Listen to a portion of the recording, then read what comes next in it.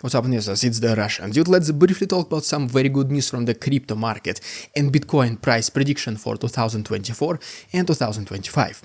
To begin with, the inflows into the Bitcoin ETFs reached $45 million, which was the 11th day in a row when there were more inflows than outflows. And just in terms of weekly inflows, we received $1.05 billion this week in comparison to $932 million 1 week before, which is an increase of more than $100 million. At the same time, the number of Bitcoin whales, as you can see from this graph, also started to increase recently, which historically was relatively a good sign for the potential next growth in the near future. As a result of this, the Bitcoin price did, at least temporarily, breach an extremely important resistance level of $70,000, but at the moment of recording this video, the price didn't went down. But well, this is exactly how support and resistance levels work. In very basic understanding, whenever a resistance is established, in our case it is $70,000, if the asset price breaches these resistance levels and then it starts testing it all the way from the upwards, and then if it is able to rebound from it and start going up, then these resistance levels, which is pretty much the ceiling, becomes the support level, which is basically the surface. All this I'm saying about is obviously as long as you believe in the technical analysis. And so what we are seeing right now is that if Bitcoin will be able to breach $70,000 and successfully test it several times, then we might potentially see 70,000 as a support level, which basically means for the foreseeable future this will become a potentially, theoretically speaking, a minimal price for Bitcoin. And so if these are potential minimal prices, now let's talk about the price predictions according to some crypto experts for 2024 and 2025.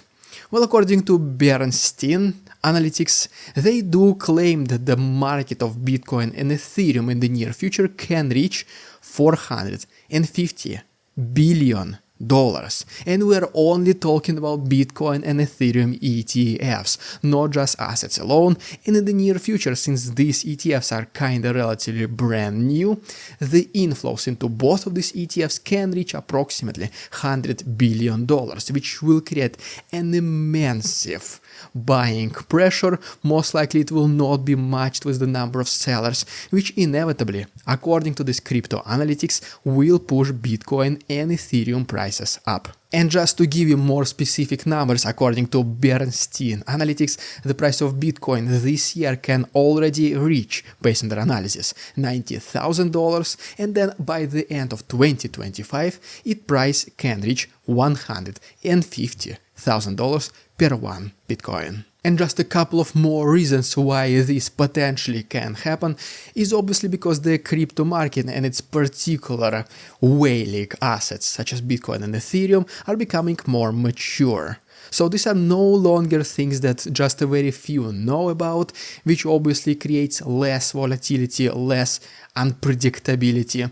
The prices, they start to follow some more or less general guidelines of, once again, the very same technical analysis, which allows some crypto experts to make predictions like this. But obviously the most important reason why we might see some bullish market in the crypto in the near future is once again because of these ETF creations. But the news are not just good on the crypto market, the Wall Street also started to grow pretty optimistic recently.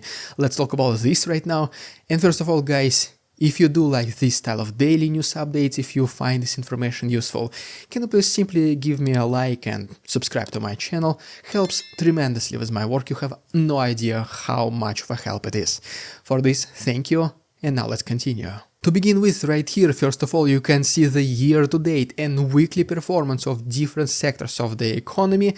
As you can see, pretty much every single sector except real estate since the beginning of 2024 is now in the positive territory, and the most problematic sector, which was the technological sector, it was the biggest grower of the last week, gaining approximately on average 3.4% gains in 1 week alone. And if you've been watching some of my videos in the past, you already know that we guys been talking about this.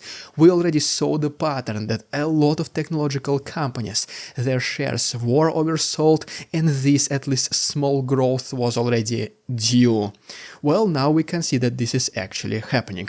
I'm not saying that I'm a prophet, I'm not saying I have a crystal ball, but some signs were way too obvious to ignore. Next we have a graph which shows that the M2 money supply also started to go up a little bit recently, which historically also was correlating just a little bit with the prices on the stock market, because it does directly influence the liquidity on the stock market, which in returns influences the volatility.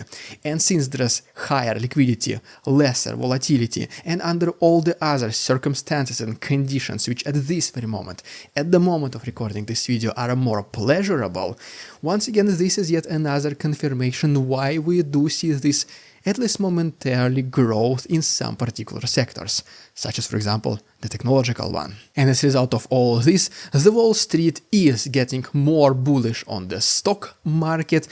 But well, even though this sounds like a very good headline, this is what the nature of the Wall Street, this is what they simply do. Whenever the times are good, they say that yes, we are bullish, we are feeling good as well. Whenever everything is bad, they're like, that's it, this is the end of the stock market, recession, stagflation, we're going nowhere. This is just pure Wall Street for you. And specifically what I'm talking about is that a lot of financial organizations and corporations, they started to revise their S&P 500 levels by the end of the year, and now the medium number is 5250 for the S&P 500, with the biggest one being 5600. These are massively bullish predictions, with only a few of those companies remaining with their targets which are below current S&P 500 levels. But once again, yes, right now the S&P 500, the Dow Jones Industrial Average, they are trading somewhere near close to the all-time high numbers. Once again, so there is no surprise that the Wall Street is being optimistic. But the reasons they give are pretty questionable. First of all, they do mention that the Federal Reserve was able to take the inflation under control. Even though the Federal Reserve itself, not that long time ago, like literally last week, was claiming that, guys, the inflation is barely budging. We don't know what's going to happen. We might not reduce the interest rates. In fact, we're even thinking that there is a possibility for us to increase the rates once again. So this argument of Wall Street that the inflation is under control is simply invalid. The Wall Street also mentions that one of the main reasons why the S&P 500, when the entire stock market, why is it growing? It is because companies, they beat expectations, and guess what? This is the most ridiculous one. The reason why so many corporations beat earnings expectations is because the Wall Street itself sets such low expectations in our market, because once again there is such uncertainty and huge doubt for the investors right now. They simply don't know what's gonna happen like literally next week.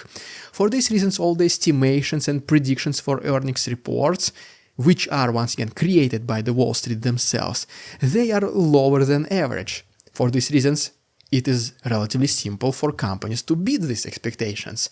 And whenever they do beat these low expectations set by the Wall Street itself, well, the Wall Street is like, well, see, everything is good, told you, like the economy is in absolutely perfect shape. So that's why the stock prices go up. So guys, it does not even matter whether you've been investing for a decade or more, or if you just started. One of the very first rules you should learn is that you should absolutely never trust these so-called smart money and Wall Street analytics, because they always make the narrative to suit their statements. Once again, the economy is doing bad, they will be presenting you, told you guys, everything is going to bad, we are smart. Whenever the economy is good, they're like, we are extremely optimistic, bullish on stocks. Look, every single company beat our own small pessimistic expectations.